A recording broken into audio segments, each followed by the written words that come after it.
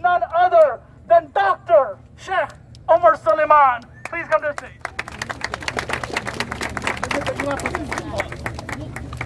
Assalamu alaikum wa rahmatullahi wa barakatuh. Peace be with you all. Bismillah ar-Rahman ar-Rahim. In the name of God, the most compassionate, the most merciful. Alhamdulillah wa salatu wa salamu ala rasulillah wa ala alihi wa sahbihi wa man wala. I want to thank all of you for coming out here. I truly want to seize the moment that I have. We had a sister that passed out. May Allah cure her. I know that it's hot. I know that some of you are feeling the thirst of being out here. But at the same time, I'm going to ask you a question as I thank you. Was your sister worth the 1 hour drive? Yes. Was your sister worth the 1 hour drive? Yes. So here's the question. The 5 hour drive for some. May Allah bless you all. Here's the question. When you are asked to come out again in a month, or in 2 months, or in 3 months, will you come again? Yes. Raise your hand if you're going to be here the next time you're called. We better have an even larger gathering because I want you to tell those that didn't come that it was worth it.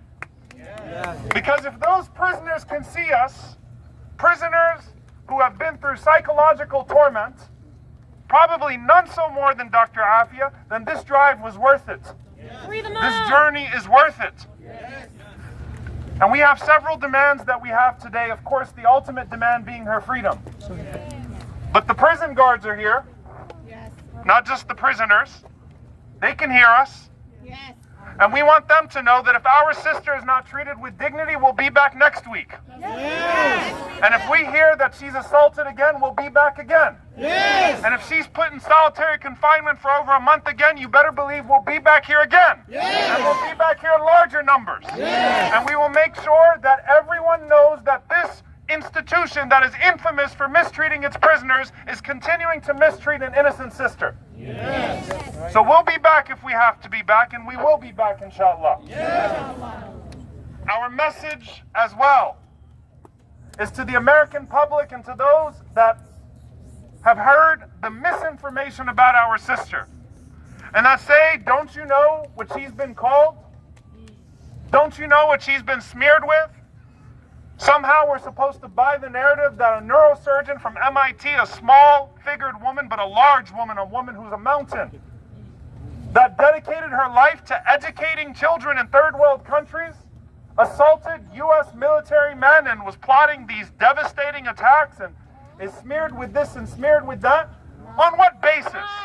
Are we supposed to believe because the system that has Imam Jamil Abdullah Al-Amin under the same circumstances for 2 decades in prison for a crime that he obviously did not commit because the murderer of that cop has already said that he did it, and his name is not Jamil Al-Amin, but he's still in a place behind barbed wires in Tucson, Arizona, being mistreated and put in solitary confinement. Are we supposed to believe that system? No. Are we supposed to believe the system that put 5 of our men in this community, the HLF-5, in these lengthy sentences for feeding Palestinian children on the basis of forged translation documents and some anonymous Mossad official? Are we supposed to trust that system? No. No. And are we supposed to believe that in a world where a man like Clint Lawrence, how many of you have heard the name Clint Lawrence? A man who was an American serviceman in Afghanistan. And in Afghanistan, his own fellow servicemen said that he was brutal and he came there with a mission to shoot Afghan children like game. Damn. Not only was he pardoned by President Donald Trump, but he's doing rounds on Fox News now. You think a society where Clint Lawrence gets to walk free, we're supposed to believe that Dr. Aafia Siddiqui belongs in a hole in Fort Worth? No. A society where Raymond Davis, who out of a fit of anger decided to murder a bunch of innocent people in Pakistan, gets to walk free in Texas or Oklahoma, we're supposed to believe that Dr. Aafia Siddiqui is justified, or it is justified to hold her in a hole in Fort Worth? No. We don't buy that. We don't buy that.